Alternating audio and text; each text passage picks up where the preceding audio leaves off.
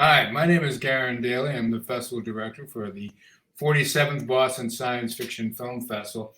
And one of the nice things that happens when we've been doing this for so long. One of the nice things is that we get to meet a lot of filmmakers over the course of time.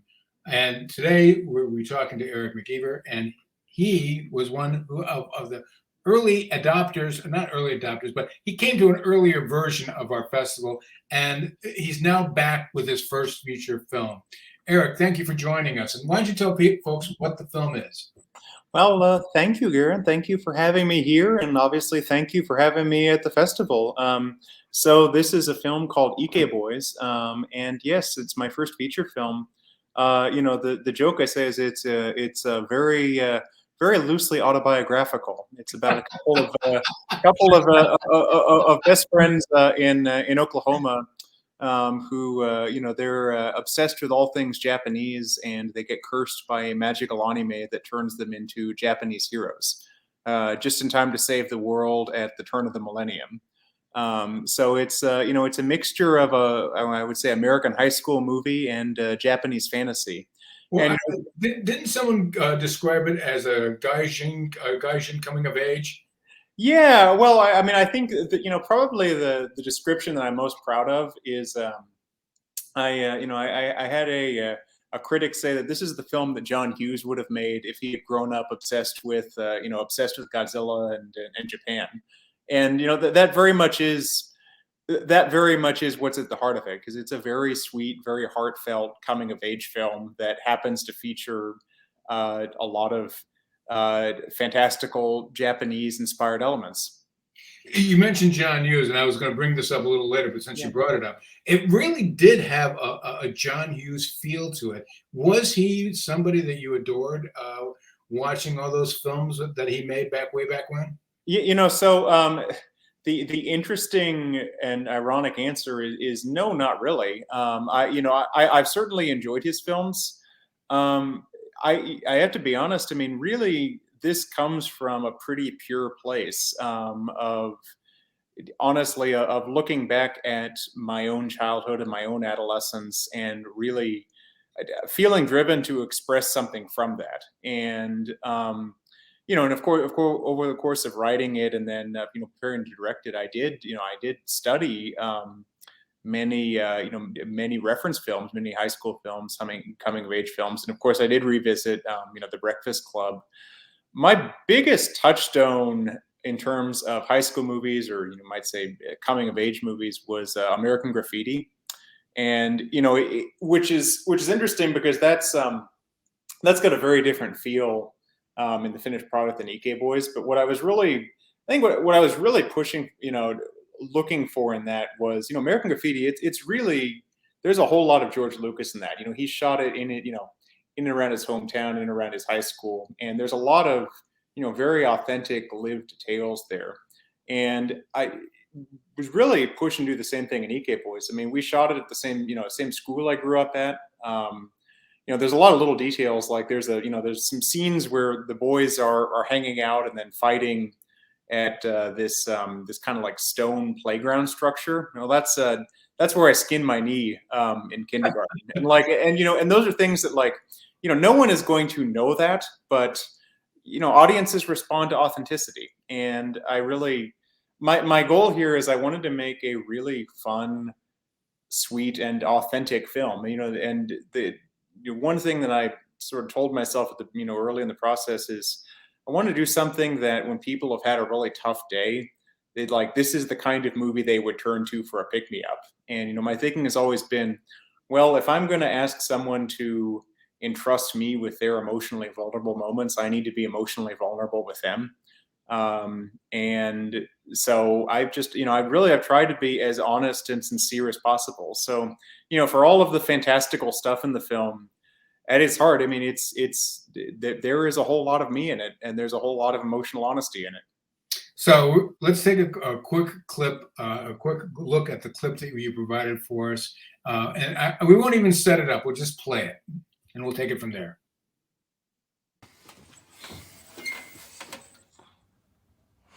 Oh, it's my fault. I zapped the oven. I broke the oven. We could do a sushi turkey. Get it? 'Cause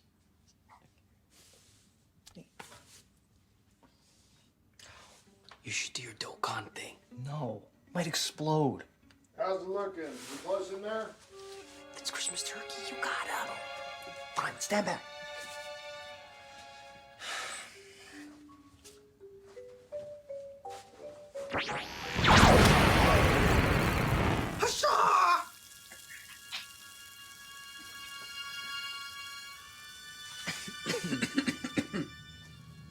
Oh.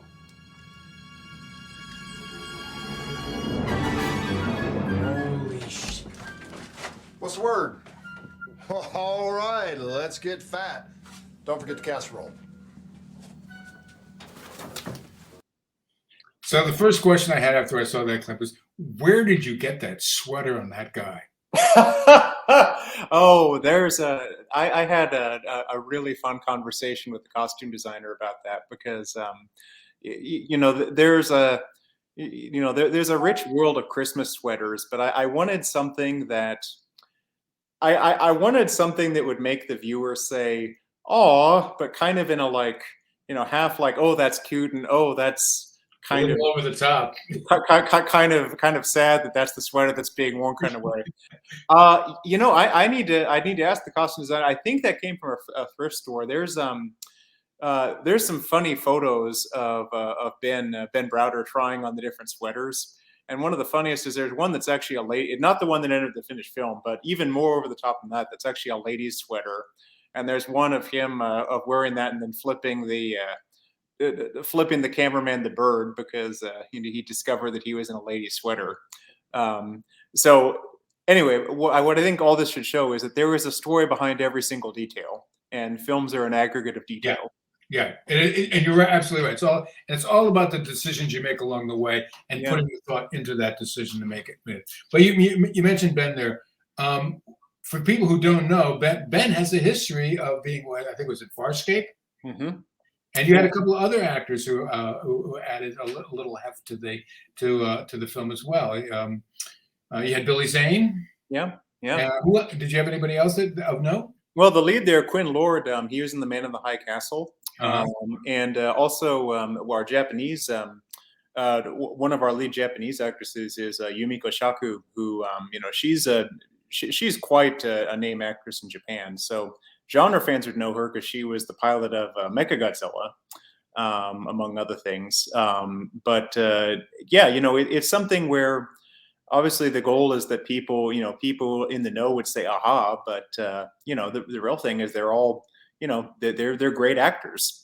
And again, this goes back to the personal touches of I grew up with Ben and with Yumiko, and so this is something where it is authentic to my my lived adolescent experience. But again, it's an aha moment for fans. You dropped a little animation in this film as well. Yeah. Can you talk a little bit about that and why you used it? Yeah, well, I mean, so it's a narrative connection because the conceit of the film is it's this magical anime that is a prophecy about the end of the millennium, and the people who watch it will transform into the heroes that will save the world. So it's baked into the story, but I think the bigger thing is that it's this is a film that is steeped in Japanese pop culture and Japanese genre culture. So it made sense to work in the medium that we're referencing. And so I talked a lot. So the anime, it's supposed to be from 1972, and the idea I had is that it's from 1972 but ahead of its time. So my animation team and I, we did a lot of we looked at a Japanese animation from the 1980s because we're thinking it's something that's like this would have been a revolutionary anime, like a bit of a Japanese animation at the time, but for us viewers now, it's kind of nostalgic and sort of like the colors and the visual style. It's very much based off of Japanese animation from the 1980s. But it's all 2D. It's all hand drawn, and if you have the right kind of temperament, working in hand-drawn animation is just the best thing ever, because for a director, it's like everything is a decision, from like what kind, how many clouds are in the sky, what color are the clouds, what angle do you see those clouds from? It's like, okay, like a character is moving towards the camera, like how are they walking? Like there are so many little details that you can finesse, and for perfectionists, that's just catnip. Are you a perfectionist? uh so I This is not a therapy session. It doesn't have to get too deep. yeah. No, the answer is yes, because I'm always I'm always getting very hard on myself for how I don't think I was driven to be perfect enough. So I think that's probably the smoking gun right there. That, Yeah, I would I'm say. about as much of a perfectionist as you can make them. We've only got a few more minutes left, but I wanted to talk a little bit about Jeff and your relationship and how that came about and how you guys work together. Yeah, well, I mean, it's it's a special thing, and it's particularly special that we're talking about this now. So Jeff Hammer, my producing partner, we met at Boston Sci-Fi. Back in 2018. I had a short film playing there. It was actually my thesis film at film school, and Jeff had a web series. So, web series Personal Space. My short film was Paleonaut. And part of the fun thing about it is that we met at a party, and we saw one another's work afterwards, but really the connection began. It was just we met at a mixer, and we hit it off, and we were talking, and the personal relationship unfolded from there, and then the working relationship unfolded from there. But I think for me, this is a real testament to the power of film festivals, because it was it was something where we were in the same room and we connected as human beings, and then that led to this wonderful professional relationship, and led to making a film. So I think it's a real case study for the fact that the film industry is an industry of relationships, and the best relationships, they aren't transactional. They're based off of a real human connection, and that's absolutely what happened with Jeff and I at Boston Sci-Fi. So now we're back, and it's the lesson is, I think, make friends, and then good things will follow. And if you're making things with your friends, they tend to turn out well. Well, it's also, I mean, when you talked about the film festival aspect, obviously I believe in film festivals because we've been doing it for a long time. But I also see film festivals as being the salvation for the exhibition side of the industry, because that's where you're going to meet the new people, the people that are coming up. And speaking of meeting people, you will be attending on Thursday the 17th. I will indeed, as will the aforementioned Jeff Hammer. And you guys will be doing a Q&A? We certainly will. Yeah. Eric, thanks so much for coming, and we'll see you in a couple weeks. Yeah, I can't wait to be there and meet all the fans. So come see IKE Boys. Thank you very much. Thank you. Okay. Bye.